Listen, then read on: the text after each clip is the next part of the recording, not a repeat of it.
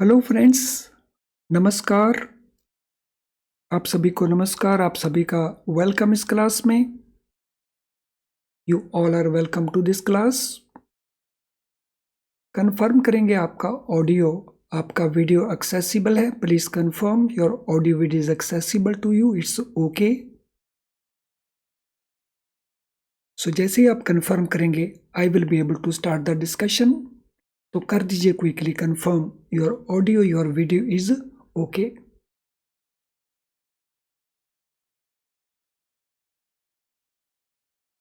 Yes, मैं wait कर रहा हूं आपके कंफर्मेशन का। All of you please confirm. बहुत सारे स्टूडेंट्स जुड़ चुके हैं।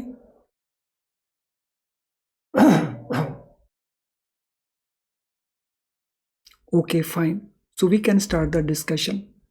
तो आज का जो हमारा लेसन है वो हम कंटिन्यू कर रहे हैं प्रीवियस लेसन से। डीलिंग रूम ऑपरेशंस के ऊपर है और ये मॉड्यूल ए का चैप्टर 1 है, जहां से लगातार काफी सारे क्वेश्चंस पूछे जाते हैं। So let us start. तो जैसा हमने प्रीवियस लेसन्स के अंदर नोट किया था, there are 3 type of departments in the dealing room. एक है फ्रंट ऑफिस, एक है बैक ऑफिस और एक है mid office. So front office and general matters को हम इससे पहले 2 लेसन्स में डिस्कस कर चुके हैं, उनके क्वेश्चंस को भी डिस्कस कर चुके हैं। अब हम बात करेंगे बैक ऑफिस की और उसके बाद मिड ऑफिस की। तो शुरू करते हैं बैक ऑफिस को। सो बैक ऑफिस का काम क्या है? किसी भी बैक ऑफिस की तरह बैक ऑफिस का काम है जितनी भी डील्स हुई हैं, जितनी भी ट्रांजैक्शंस हुई हैं, सो ये डील्स करते हैं dealers in the dealing room.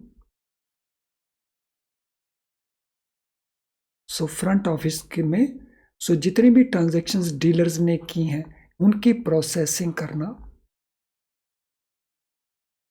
और फिर उन ट्रांजैक्शंस को अकाउंट फार करना, उनको बुक्स में लेके आना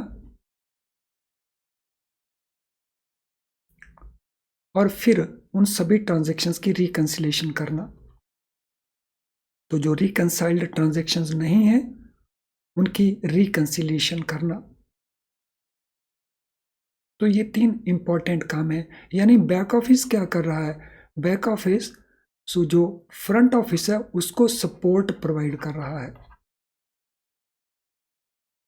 सो फ्रंट ऑफिस के द्वारा की गई डील्स को रिकॉर्ड करना, उनको अकाउंट फार करना, उनको प्रोसेस करना और उनको रिकंसाइल करना। Any laxity in this area will land the bank into unforeseen trouble। अगर बैक ऑफिस इनमें से किसी प्रकार की कोई लैक्सिटी दिखाता है, लापरवाही दिखाता है, तो then that can create big problem for the bank और वो अनफॉरसीन ट्रबल होगी। और क्योंकि ये ट्रांजेक्शन्स बहुत लार्ज वॉल्यूम्स की होती हैं तो इनमें बैंकों को काफ़ी बड़ा लॉस हो सकता है।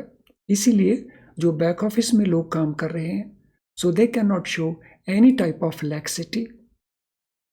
तो वो किसी भी तरह की नेग्लिजेंस नहीं दिखा सकते। It can negate efforts of the dealers to generate profit. So जो डीलर्स ने एफर्ट्स की प्रॉफिट जनरेट करने के लिए, तो उनको ये जीरो कर सकती है, नेगेट कर सकती है। नॉट ओनली दिस, अगर कोई डीलर लैक्स है, लापरवाह है और वो सिचुएशन को एक्सप्लॉइट कर रहा है और इंडल्ज कर रहा है मिस रिपोर्टिंग में या रॉन्ग डूइंग में,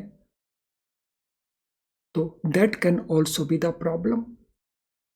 so it could be so lax that the dealer exploit the situation and they indulge in misreporting or wrongdoing।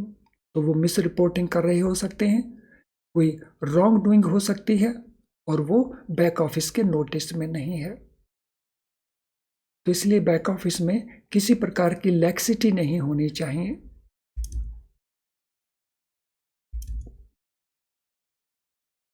Back office has both a supportive role as well as a checking role. यानी 2 तरह का role है। एक मैंने यहाँ पे बताया कि बैक ऑफिस का सपोर्टिंग रोल है, तो बैक ऑफिस से सपोर्ट करता है फ्रंट ऑफिस को।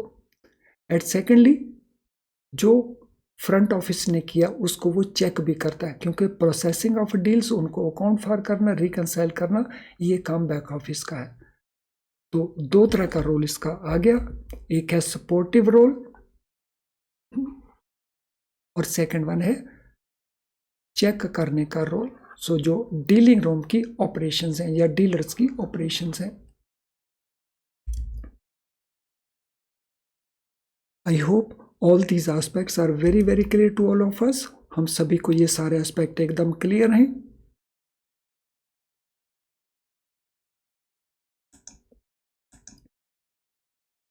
देन हम बात करेंगे मिड ऑफिस की। सो मिड ऑफिस क्या है? तो जैसा हमने नोट किया था, mid office risk management department है डीलिंग रूम के अंदर। So it deals with risk management. तो डीलिंग रूम की जो ऑपरेशंस हैं उनमें जो रिस्क है उसको मैनेज करना। Then parameterisation of the risk, risk के पैरामीटर्स को मैनेज करना जो डीलिंग रूम ऑपरेशंस में है, including the foreign exchange transactions. तो रिस्क को मैनेज करना और उनकी पैरामीटराइजेशन करना।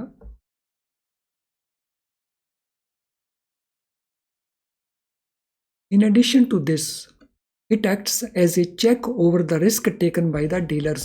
डीलर्स ने जो रिस्क लिया है, तो डीलर किस तरह का रिस्क ले रहे हैं?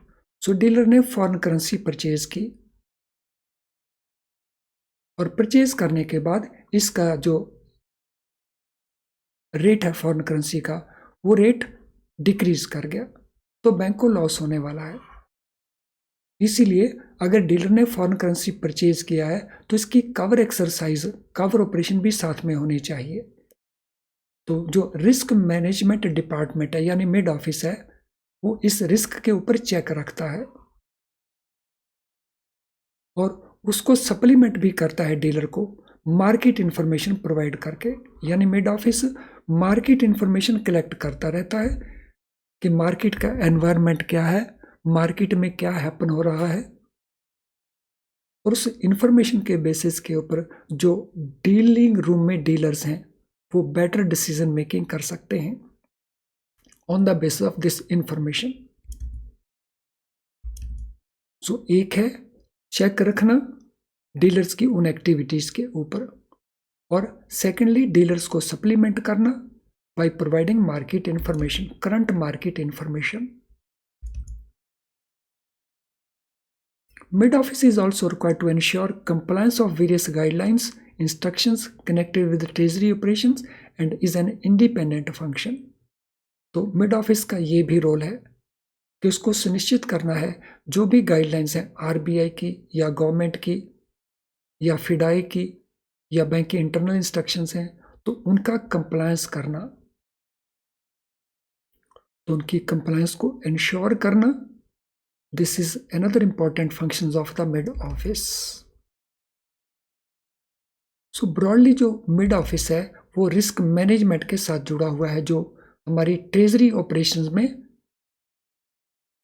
जो डिफरेंट टाइप के रिस्क हैं।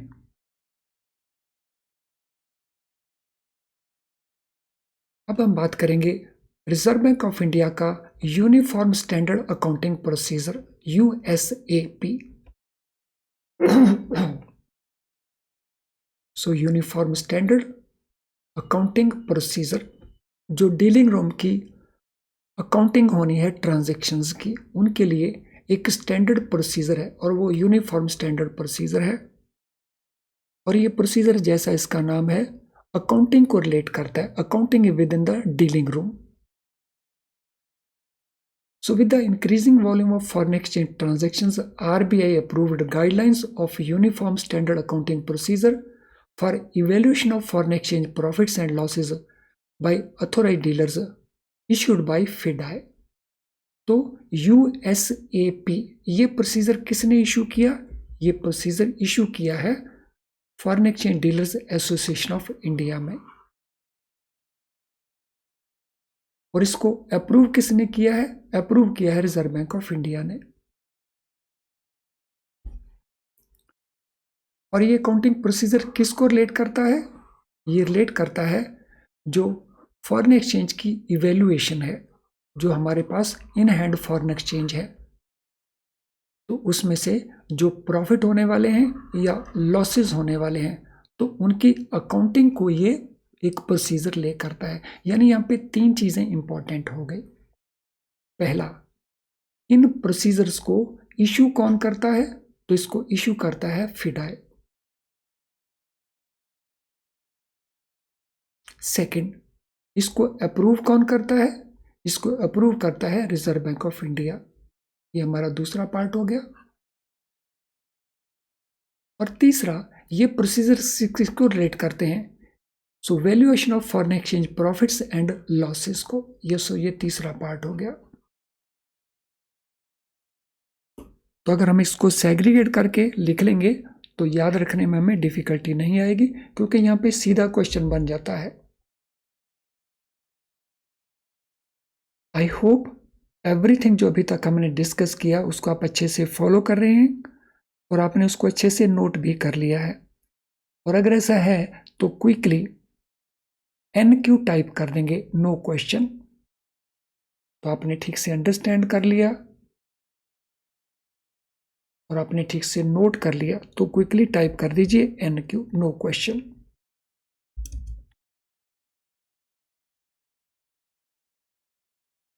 These require banks to undertake profit and loss valuation of foreign positions at end of each month, notwithstanding practice of passing accounting entries at quarterly intervals। तो ये प्रोसीजर क्या कहता है? ये प्रोसीजर कहता है कि बैंकों को क्या करना होगा, जो फॉरेन एक्सचेंज की वैल्यूएशन के कारण प्रॉफिट या लॉस हो रहा है, वो उनको and of each month calculate करना चाहिए। So what banks should do?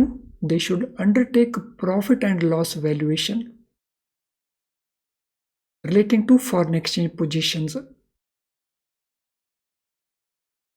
So foreign exchange की जो positions, short positions भी हो सकती हैं, long positions भी हो सकती हैं। तो इनकी वैल्यूएशन जब हम करेंगे तो उनके ऊपर होने वाले प्रॉफिट और लॉस का इवेल्युएशन मंथली बेसिस के ऊपर करना है। और इसके लिए बैंक्स सेपरेटली अकाउंटिंग एंट्रीज जो हैं वो क्वार्टरली इंटरवल के ऊपर जो करते हैं वो साथ साथ करते रहेंगे। यानी बैंकों को जो वैल्यूएशन का एक्टिविटी है वो मंथली बेसिस के ऊपर करना है और साथ साथ वो क्वार्टरली बेसिस के ऊपर अकाउंटिंग एस्पेक्ट को भी कंटिन्यू करेंगे। Automation of dealing operations can facilitate profit evaluation exercise on a daily basis even. तो अब क्योंकि बैंकों में जो डीलिंग ऑपरेशंस का ऑटोमेशन है, यानी कि सारी की सारी हमारी ट्रांजैक्शंस ऑनलाइन है, तो उस केस में डेली बेसिस के ऊपर प्रॉफिट वैल्यूएशन क्या है वो भी किया जा सकता है। So that is preferable. So profit or loss evaluation exercise, it can be conducted even daily. उसको daily भी किया जा सकता है because of automation.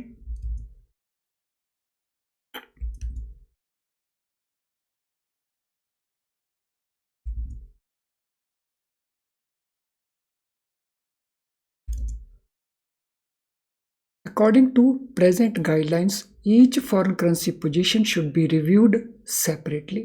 जो इस प्रोसीजर्स की प्रेजेंट गाइडलाइंस हैं उनके मुताबिक हर एक फॉरेन करेंसी की पोजीशन को, not overall, for each foreign currency position, उसका रिव्यू सेपरेट किया जाना चाहिए। तो review of each foreign currency position should be done separately. It covers all components of foreign currency positions.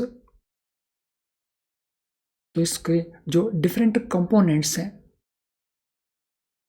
इस प्रोसीजर के, so it covers all components of foreign currency positions. और ये components कौन कौन से हैं? तो पहले तो हम इस बात को नोट कर लेंगे कि हर एक फॉरेन करेंसी पोजीशन को सेपरेटली रिव्यू किया जाएगा और फिर कौन कौन से कंपोनेंट्स को रिव्यू किया जाएगा, तो उनको भी देख लेते हैं। Mirror accounts of the currency, currency के जो मिरर अकाउंट्स होते हैं। तो मिरर अकाउंट्स क्या होते हैं? एक होते हैं नॉस्ट्रो अकाउंट्स। नॉस्ट्रो अकाउंट्स होते हैं always denominated in a foreign currency. So nostro account की एक कॉपी क्रिएट की जाती है जो इंडियन करेंसी में उसकी वैल्यूएशन को बताती है। सो जो नॉस्ट्रो अकाउंट का रेप्लिका है, उसकी कॉपी है, जो फॉरेन करेंसी में नहीं, उसको कन्वर्ट करके इंडियन करेंसी में दिखाई जाती है, तो उसको हम कहते हैं मिरर अकाउंट। तो एक है इसमें कंपोनेंट मिरर अकाउंट का। Then foreign currency notes held, जो फॉरेन करेंसी के नोट्स हैं बैंक के पास, उस कंपोनेंट को भी लेगी डिफरेंट करेंसीज के अंदर सेपरेटली। इंपोर्ट सस्पेंस अकाउंट, उसके जो बैलेंसेस हैं इंपोर्ट सस्पेंस अकाउंट के, जहां हमारी देनदारी रहती है। All spot and forward positions, so क्योंकि इससे मिसमैच बनता है, सो जितनी भी स्पॉट पोजीशंस हैं, जितनी भी फ्यूचर्स में पोजीशंस हैं, सो जैसा मैंने पहले बताया पोजीशंस होती हैं रिसीवेबल अमाउंट और payable amount, and other foreign currency assets and liabilities. तो ये सारे के सारे कंपोनेंट्स हैं। हर एक फॉरेन करेंसी के लिए इनको सेपरेटली रिव्यू किया जाना है।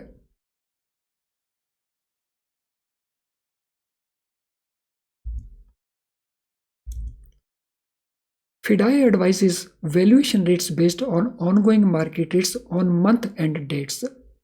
तो वैल्यूएशन रेट्स जो हैं वो बताता है FDI, और ये बताता है on month end basis to enable the authorised dealers to revalue their foreign currency positions.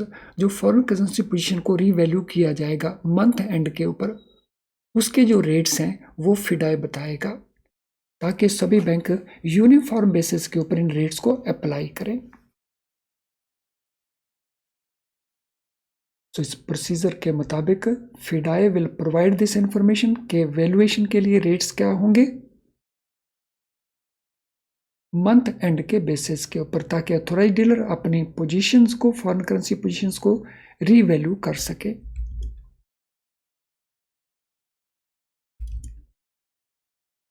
चलिए फ्रेंड्स, अब इनसे जुड़े हुए जो क्वेश्चंस हैं उनको डिस्कस कर लेते हैं।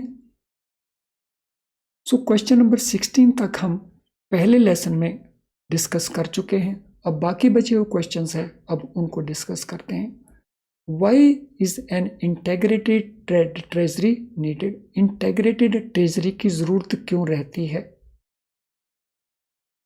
To reduce number of employees in the back office, to increase authority of the dealer, to manage risk associated with the treasury operations, to reduce volume of foreign exchange transactions. Yes, what will be the answer? Try to answer the question.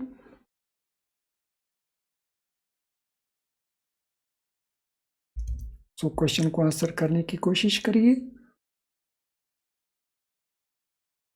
Why integrated treasury is required?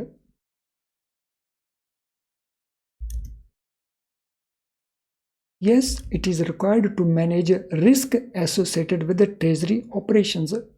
So treasury operations में बहुत बड़े risk होते हैं, बहुत type के risk होते हैं, तो उन रिस्क को मैनेज करने के लिए इंटेग्रेटेड ट्रेजरी का इंपॉर्टेंस है।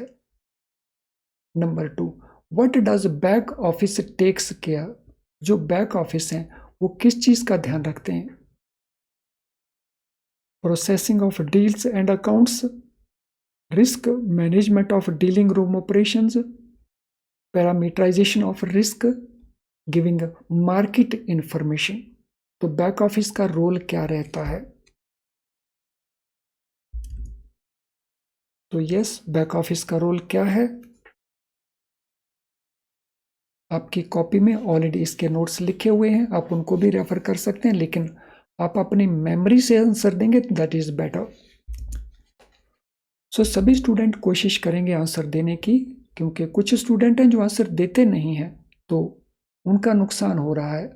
माइंड एप्लीकेशन करेंगे तो वो ज़्यादा अंडरस्टैंड बनेगा आपको, और फ्यूचर में आप उसको रिकॉल भी क्विकली कर पाएंगे। तो बैक ऑफिस का रोल है डील्स को प्रोसेस करना और अकाउंट्स, उनके लिए अकाउंटिंग करना डील्स की। सो जितनी भी ट्रांजैक्शंस की हैं डीलर ने फ्रंट ऑफिस में, उनको डील्स को प्रोसेस करना और उनकी अकाउंटिंग करना, ये काम है बैक ऑफिस का। What is role of mid office? Mid office का रोल क्या रहता है? To generate profit for the institution, to act as a check over risk taken by the dealers, to process deals and accounts, to prescribe limits for the exchange position. Yes, what is the role of mid office?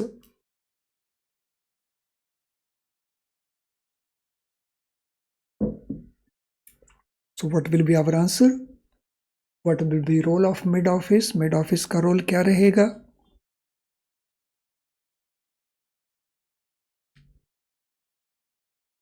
तो आप notes को निकाल के भी देख सकते हो, जो नोट्स आपने बनाए हैं, और माइंड से भी इनका आंसर दे सकते हो। तो मिड ऑफिस का रोल रहता है कि जो डीलर ने रिस्क अंडरटेक किए हैं उनको चेक करना, तो to act as a check over risk taken by the dealer. So front office ने जो रिस्क लिए हैं तो उनके ऊपर चेक रखना। What is the function of mid office in terms of compliance? तो अगर हम कंप्लायंस के बेसिस के ऊपर देखें तो मिड ऑफिस का फंक्शन क्या है? तो what is function of mid office in terms of compliance? Compliance को लेकर के ऑप्शन को देख लेते हैं। To ensure compliance of various guidelines, instructions connected with the treasury operations, to process deals and accounts, to give market information, to manage risk associated with the treasury operations. तो ध्यान रखना है, मिड ऑफिस का function हमने बताना है इन terms of compliance. बहुत आसान सा क्वेश्चन है, बड़ी आसानी से हम आंसर दे सकते हैं। अगर इसमें हम कंप्लायंस वर्ड को छोड़ दें तो फिर हमारा आंसर कंफ्यूजिंग हो जाएगा। तो अगर इसमें से कंप्लायंस वर्ड को हटा दें तो फिर आंसर ए भी बन जाएगा, सी भी बन जाएगा और डी भी बन जाएगा। लेकिन जब हम इसको कंप्लायंस के नजरिए से देखेंगे तो फिर हमारा आंसर केवल ए बनेगा। तो नेक्स्ट क्वेश्चन को देखते हैं। What is purpose of uniform standard accounting procedure for foreign exchange transactions? तो इनका पर्पज क्या है? What is purpose of USAP? To automate dealing room operations, to evaluate foreign exchange profit and losses, to manage currency positions, to ensure compliance with RBI guidelines. So question number 21, what will be the answer? क्या answer रहेगा question number 21 के लिए?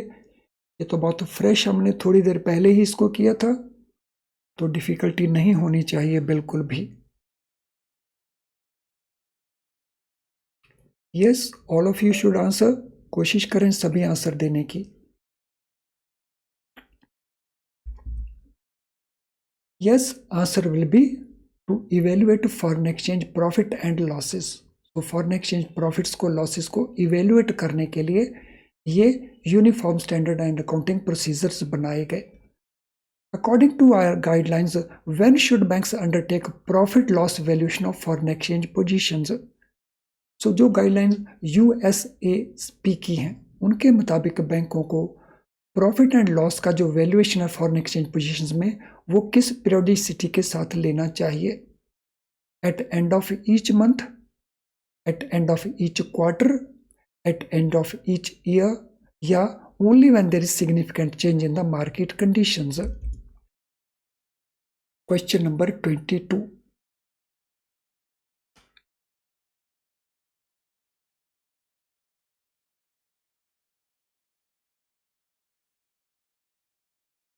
Question number 22, when they should do.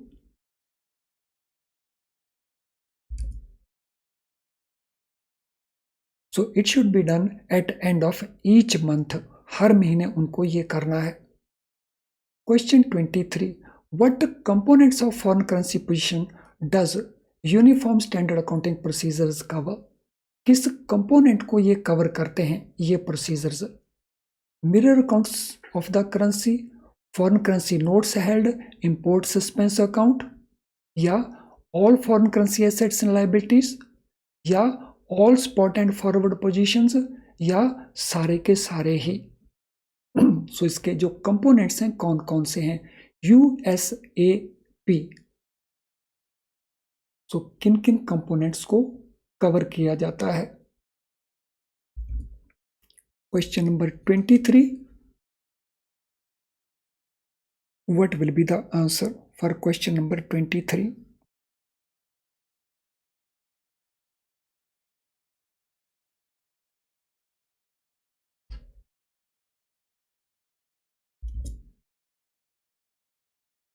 So question 23 के लिए answer रहेगा ये सारे के सारे ही कंपोनेंट्स हैं.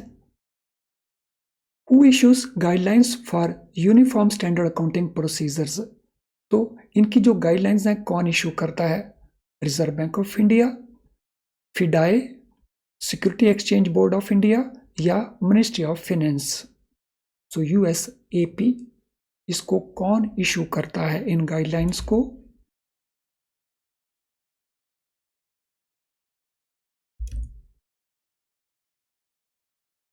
सो दिस गाइडलाइंस इशू करता है FIDAI, foreign exchange dealers association of India. Friends, जिनका लाइक डिसलाइक अभी तक नहीं हुआ है, क्विकली वो लाइक डिसलाइक को कंप्लीट कर देंगे. So do it quickly. अगर आपका लाइक डिसलाइक अभी तक पूरा नहीं हुआ है तो उसको कंप्लीट कर दीजिए.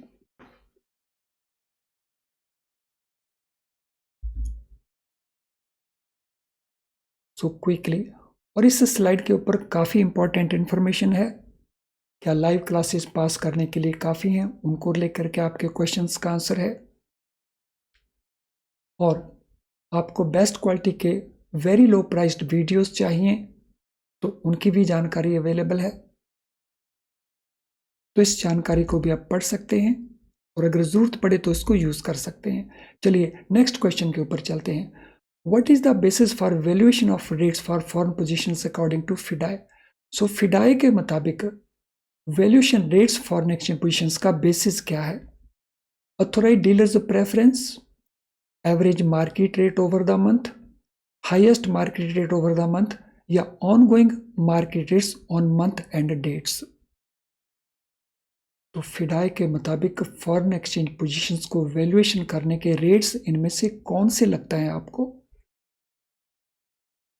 Question number 25.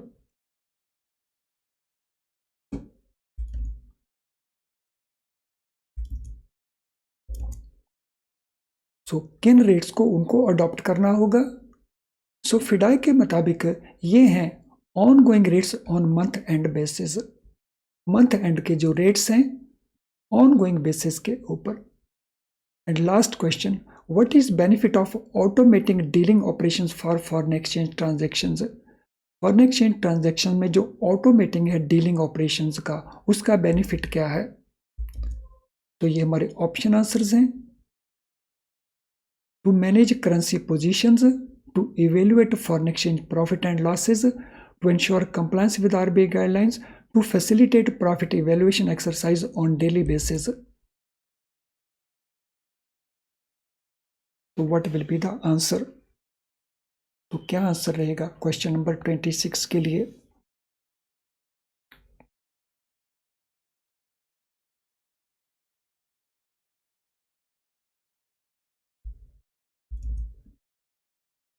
यस, आंसर रहेगा फैसिलिटेट करना इवैल्यूएशन एक्सरसाइज डेली बेसिस के ऊपर.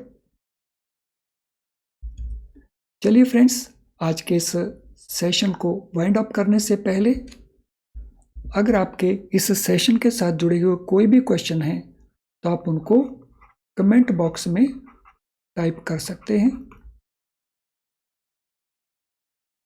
अगर कोई असिस्टेंस हमारी आपको रिक्वायरमेंट है तो आप हमें इस ईमेल आईडी के ऊपर ईमेल कर सकते हैं। इसके अलावा हमारी ऐप के अंदर there is a message box, उस मैसेज बॉक्स में भी आप अपना मैसेज टाइप कर सकते हो।